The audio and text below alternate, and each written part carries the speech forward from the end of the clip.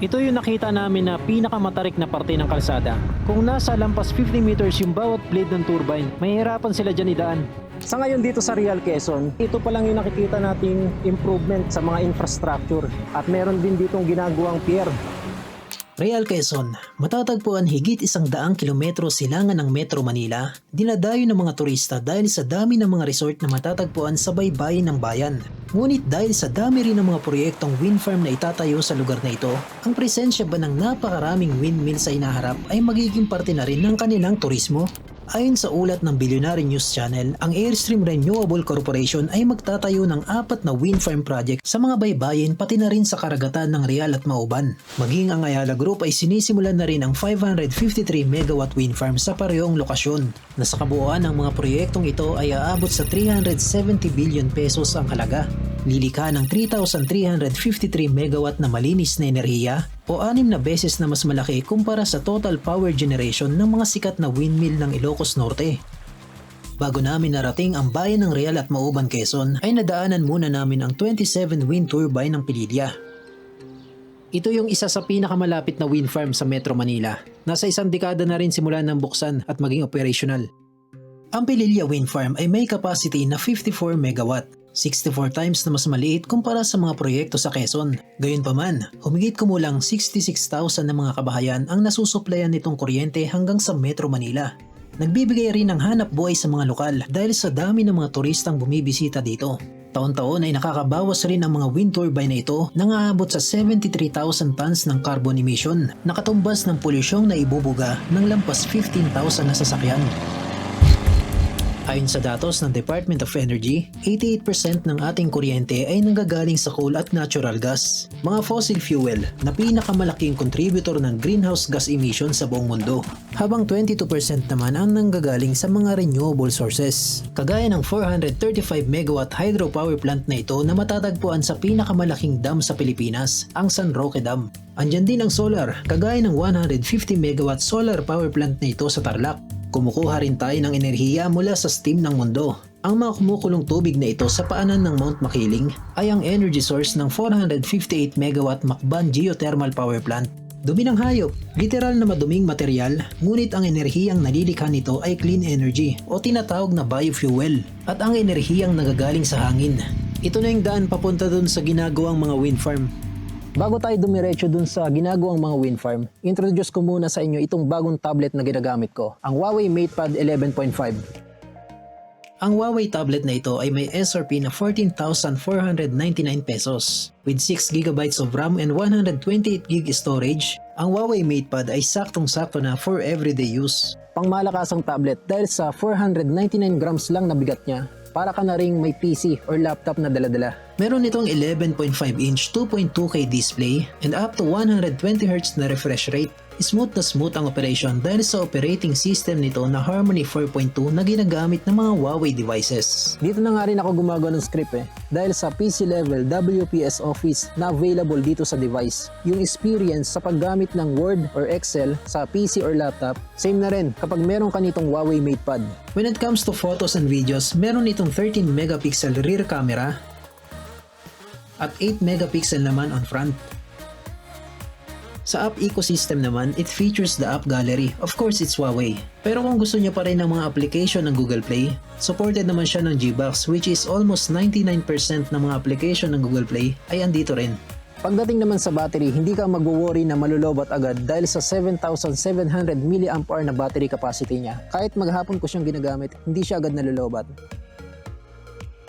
Sa SRP niya na 14,499 pesos, hindi pa kasama dun yung mga voucher.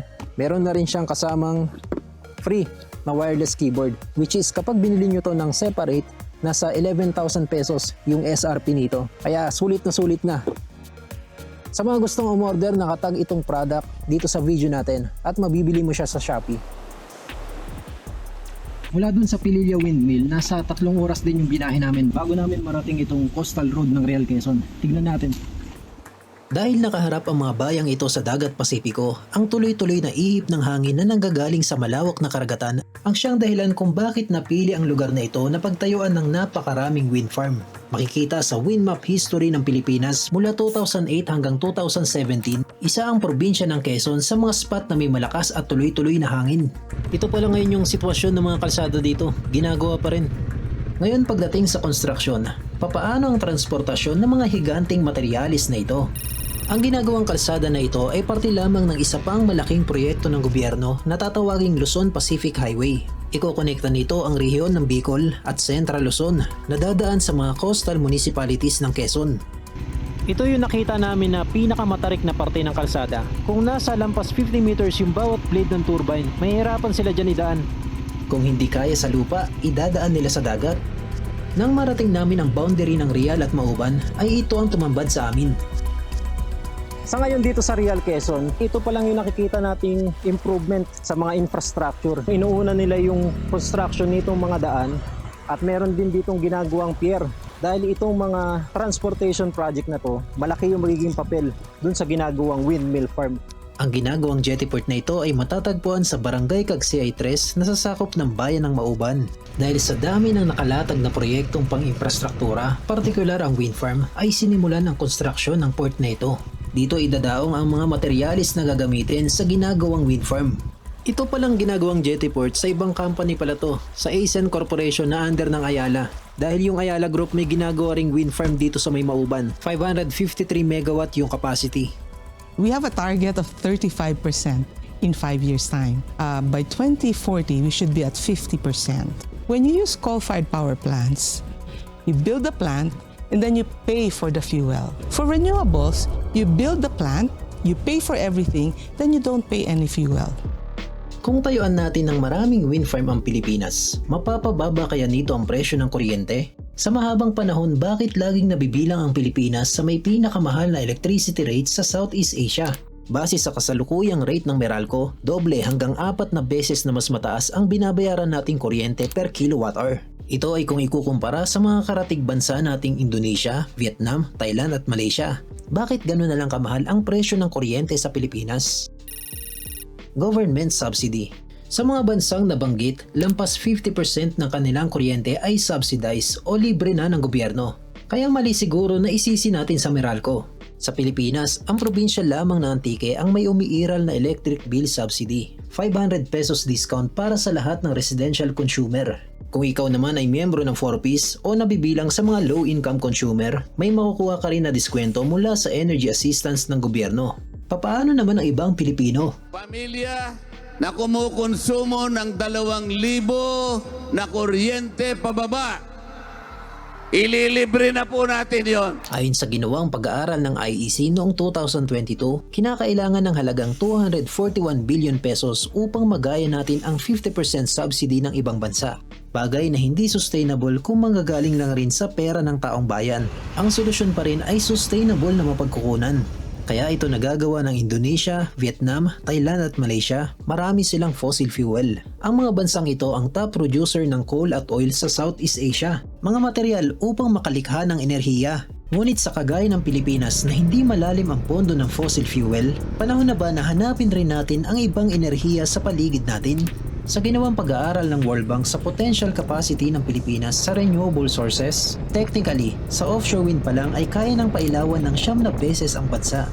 Ngunit bakit hanggang ngayon nananatiling mababa ang bahagi ng renewable energy sa energy mix ng Pilipinas? If we get all the monies in all our banks, we can only fund 1/3 of our energy transition. So we need 2/3 to come from outside investors. One company, the first 100% foreign company, is investing $5 billion for 3 offshore wind projects. Sa nagdaang 4 na taon, malaki ang inangat ng Pilipinas sa global market for renewable investment. Mula 28th place noong 2021, pangalawa na ngayon ang Pilipinas sa top list. Sa bawat piso naman na ginagastos ng gobyerno sa pagpapailaw ng komunidad, 4 na piso ang balik sa kita ng gobyerno. Posible nga ba ng isang bansa ay umasa lang sa renewable energy? Ang Uruguay, ang global leader sa renewable energy, 98% ng kanilang enerhiya ay nanggagaling sa renewable sources. taong 2023 na magawa rin nila ang 100% clean grid sa loob ng 10 buwan. Costa Rica, 98% ng clean grid sa loob ng 5 taon. Ang South Australia, maaaring papunta na rin sa 100% renewable energy by 2030. Ito naman ang pinakahuling coal-fired power plant sa UK na ipinasara nito lang nakaraang taon. Pagkalipas ng 142 years na pagsusunog ng uling, ang coal ay tuluyan ng na-phase out sa energy mix ng UK. At ang Brazil na halos doble ang populasyon kumpara sa Pilipinas, 85% ng kanilang enerhiya ay nanggagaling sa renewable energy. Sa ngayon sa Pilipinas, nangunguna pa rin ang probinsya ng Ilocos Norte sa may pinakamalaking power generation na nagmumula sa hangin. Ito ang 52 MW North Wind o mas kilala sa tawag na Bangi Wind Farm, 81 MW North Luzon Renewables, 70 MW Kapa Wind Farm, at ang kasalukuyang pinakamalaking wind farm sa bansa, ang 160 MW Pagudpod Wind Farm na binuksan nito lang nakarang taon. Dito rin matatagpuan ang 150 MW Burgos Wind Farm na dating pinakamalaki sa Pilipinas. At ang 2,000 MW offshore wind farm na proyekto ng lalawigan ay nasa pre-development phase na rin. Ang realidad, ang pag-transition sa renewable energy, magastos at mahabang proseso. At ang paghahanap ng enerhiya ay unang parte pa lamang ng trabaho. Kung papaano may babahagi sa bawat Pilipino, literal na mahaba ring kwento. Minsan napaisip ka na rin ba kung gaano na ba kahaba lahat ng wire na ito sa tabi ng mga kalsada? Minsan dumadaan sa mga palayan o kahit pa sa mga bundok. Ito ang electric grids ng bansa. Sa mahabang panahon, ang mga power grids ng Luzon, Visayas at Mindanao ay hindi magkakadugsong. Ngunit nito lang nakarang taon ay pisikal na itong naikonekta. Sa latest report ng National Grid Corporation of the Philippines, as of 2025, ito ay may kabuuang haba na 23,109 kilometers. Gaano yan kahaba? Kaya lang naman paikutan ang lampas kalahati ng mundo. Ngunit sa 116 pages report na ito ng NGCP, ay nalaman ko na lampas 1 milyon pa ring tahanan sa Pilipinas ang hindi naabot ng kuryente. Nakakagulat na sa panahon na akala natin lahat tayo nabubuhay na sa teknolohiya, hindi lang pala naabot ng social media. Ang katotohanan na marami pa ring Pilipino ang nagtitiis sa lampara.